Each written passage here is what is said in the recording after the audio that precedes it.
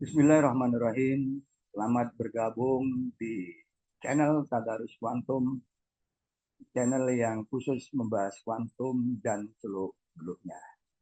Pada video TQ.2, kita akan bahas pra kuantum bagian B, yaitu medan Maxwell, ya, listrik magnet.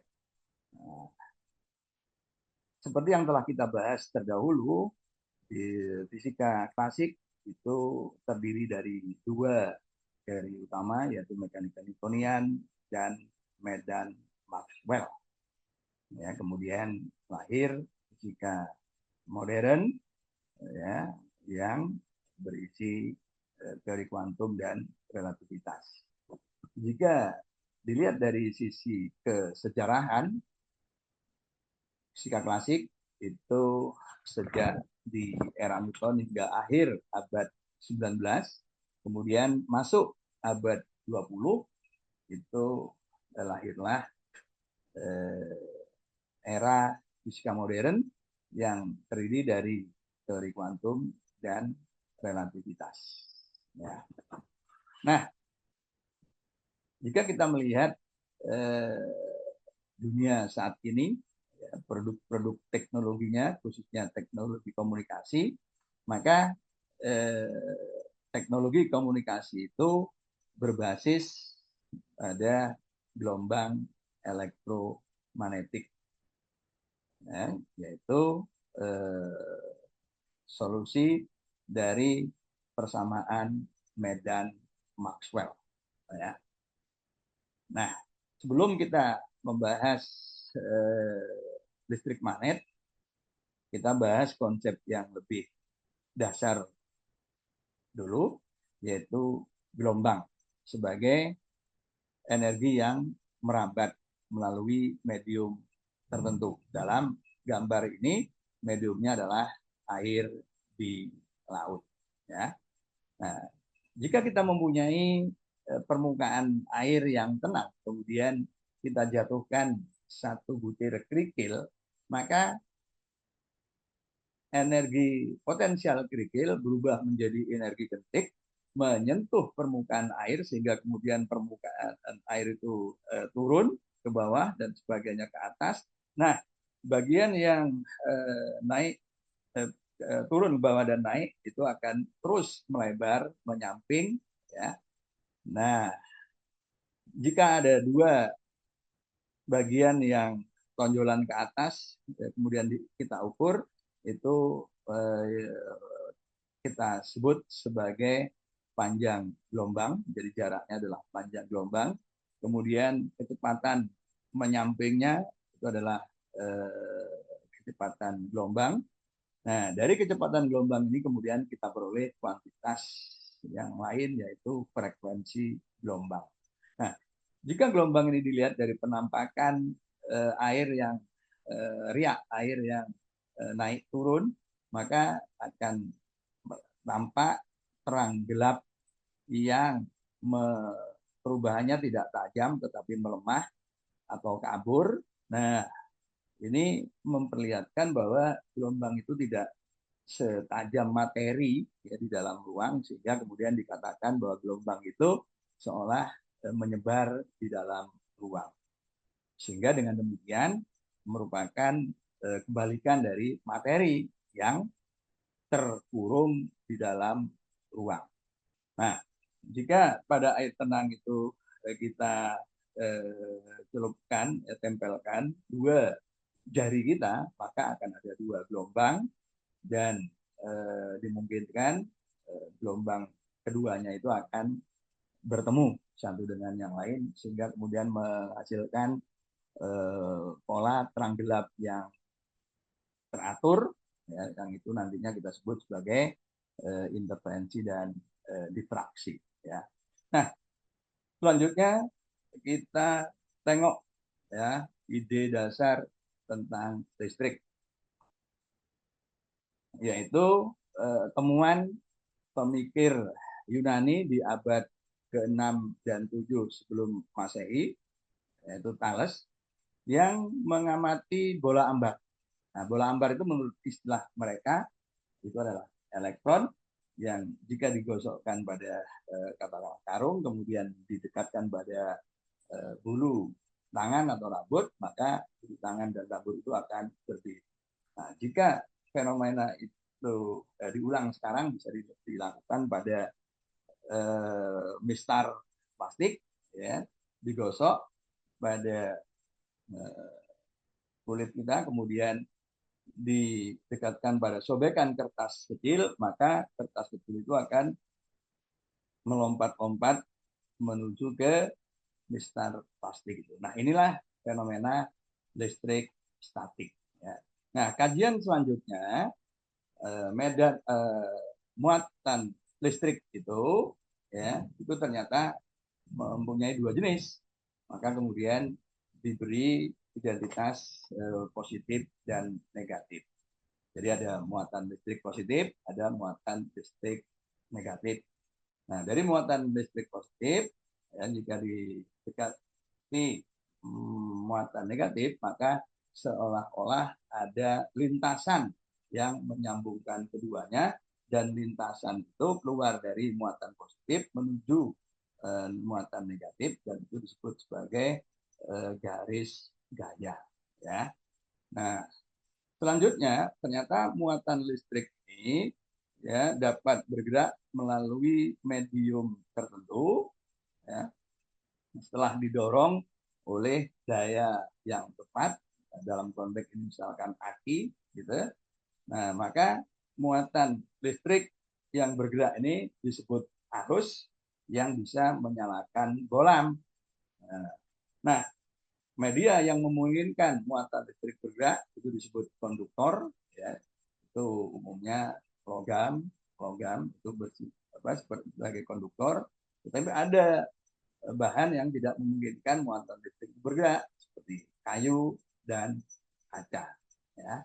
Jadi poinnya ini muatan yang bergerak atau arus yang bisa menyalakan bola. Ya. Nah, pada kesempatan lain, Thales mengamati besi oksida yang dapat menarik logam lain. Nah, besi oksida itu diamati pertama kali di wilayah atau peta magnesia, sehingga kemudian besi oksida itu dikatakan bersifat magnetik, ya, atau kadang disebut magnet, gitu. Nah, tidak semua logam, ya, itu bersifat magnetik, tapi pada prinsipnya itu kemudian bisa dibuat seperti bahan magnetik setelah digosok sampai waktu tertentu, ya, sehingga kemudian bisa menarik logam yang lain. Nah, dalam kajian lebih lanjut, batang magnet ternyata ujungnya itu mempunyai sifat yang berbeda. Nah, karena berbeda maka satu ujung disebut sebagai kutub utara, satu ujung disebut kutub selatan. Nah, jika kita mempunyai dua batang magnet, ya, dan kedua ujung yang sama didekatkan, jadi selatan-selatan atau utara-utara, maka kedua batang itu akan saling tolak. Sebaliknya, jika kutub yang berbeda didekatkan, maka batang magnet itu akan bergerak mendekati atau saling tarik. Gitu. Nah, seperti halnya kasus muatan listrik, kutub magnet itu juga mengeluarkan semacam garis gaya dari kutub utara ke kutub selatan. Ya. Nah, uniknya jika batang magnet itu dipotong menjadi dua bagian, maka bagian yang dipotong itu tetap membentuk kutub yang melengkapi bagian yang tidak terpotong. Gitu. Jadi maksudnya, jadi kalau misalnya kita punya batang panjang dari kiri kanan dan kirinya itu kutub selatan, kemudian kanannya itu kutub utara, maka jika dipotong menjadi dua bagian, nah potongan yang sebelah kiri, ya, ujung kanannya itu akan membentuk kutub utara sebagai pasangan dari ujung selatan yang kutub selatan. Ya, nah begitu seterusnya.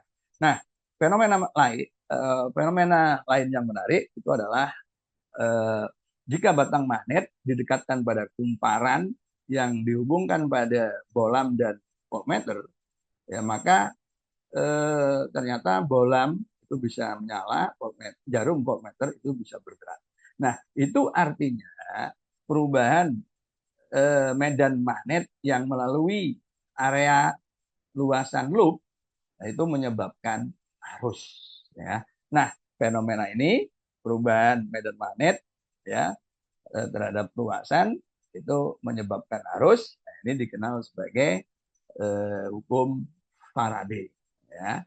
Nah, sebaliknya jika sebatang paku yang tidak bisa menarik logam lain, kemudian dililiti kabel dan kabel itu dihubungkan pada baterai, maka paku itu bisa menarik klip, bisa menarik logam yang lain.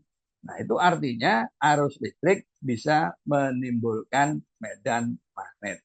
Jadi, dua fenomena terakhir itu menggambarkan hubungan timbal balik. Perubahan medan magnet menyebabkan arus listrik menyebabkan medan magnet. Nah, yang terakhir ini yang dikenal sebagai hukum Ampere. Nah, rumusan matematik hukum Ampere ya, ini seperti formula yang putih ya, del cross B sama dengan U0J. Nah, itu. Nah, jika dikaitkan dengan persamaan perkait tiga yang lain, itu akan memberi inkonsistensi. Ya. Dan inkonsistensi itu akan terselesaikan ya jika pada persamaan ampere ini ditambahkan satu suku, yaitu suku yang paling kanan, yang warna pink gitu. Ya, nah, itulah kontribusi dari Maxwell. Dengan kontribusi ini, maka keempat persamaan itu kemudian dinisbatkan kepada Maxwell dan disebut sebagai persamaan Maxwell. Ya. Hasil pertama dari persamaan Maxwell itu adalah konstanta permeabilitas dan eh, permitivitas vakum yang menghasilkan konstanta kecepatan cahaya yang nilainya sekitar 300 juta meter per detik. Ya. Nah, so,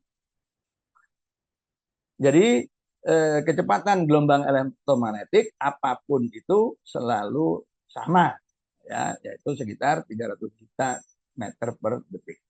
Nah, dari persamaan Maxwell, ya, medan listrik dan medan magnet itu akan selalu muncul bersamaan, tidak bisa sendirian, gitu.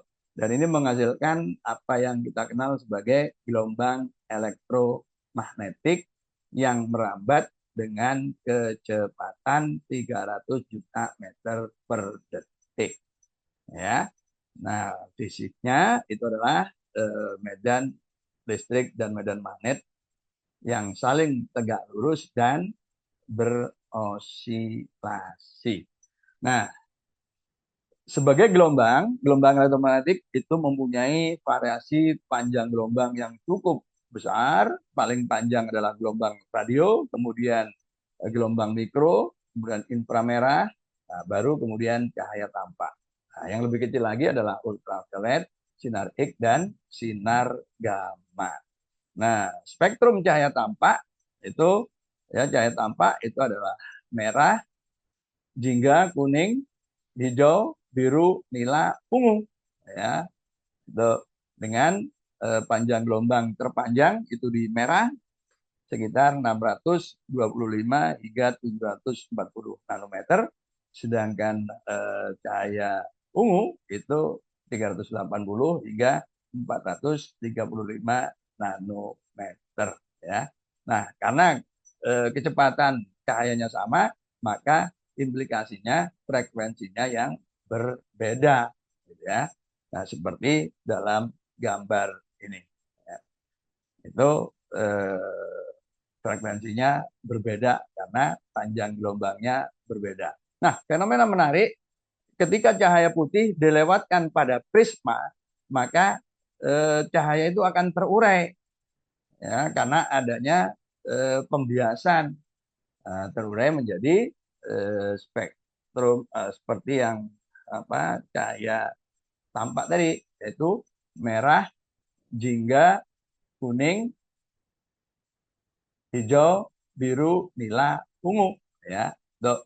Nah, fenomena jika ada dua cahaya yang bertemu, dua gelombang yang bertemu, itu adalah interferensi dan difraksi, ya, baik di gelombang air maupun di gelombang cahaya, gelombang elektromagnetik, ya, itu. Nah, singkat cerita, objek dari medan Maxwellian itu adalah gelombang, sesuatu yang menyebar di dalam ruang dengan besaran pokok, yaitu panjang gelombang dan frekuensi. Nah, fenomenanya adalah fenomena interaksinya adalah interferensi dan difraksi, ya. Nah, dengan teorinya ini, ya, Maxwell dan orang-orang sejamannya itu mempunyai perasaan yang sama, dan itu dinyatakan oleh Maxwell ketika mendapat kesempatan orasi ilmiah di Universitas Harvard pada tahun 1871. Maxwell mengatakan bahwa ultimate theory has been found. Jadi teori puncak yang dapat menjelaskan segala sesuatu itu telah diperoleh, dan eksperimen-eksperimen di masa yang akan datang itu hanya akan menguatkan teori puncak ini, ya. Jadi teori sudah selesai, ya. Nah, menariknya lagi adalah fisika klasik ini, fisika Newtonian, objeknya adalah materi terkurung dalam ruang, kuantitasnya adalah massa dan kecepatan, massa dan momentum, fenomenanya adalah tumbukan, hamburan, dan juga peluruan. Sedangkan Maxwellian itu objeknya adalah gelombang yang tersebar di dalam ruang, kuantitas dasarnya adalah panjang gelombang dan frekuensi. Fenomenanya adalah interferensi dan difraksi.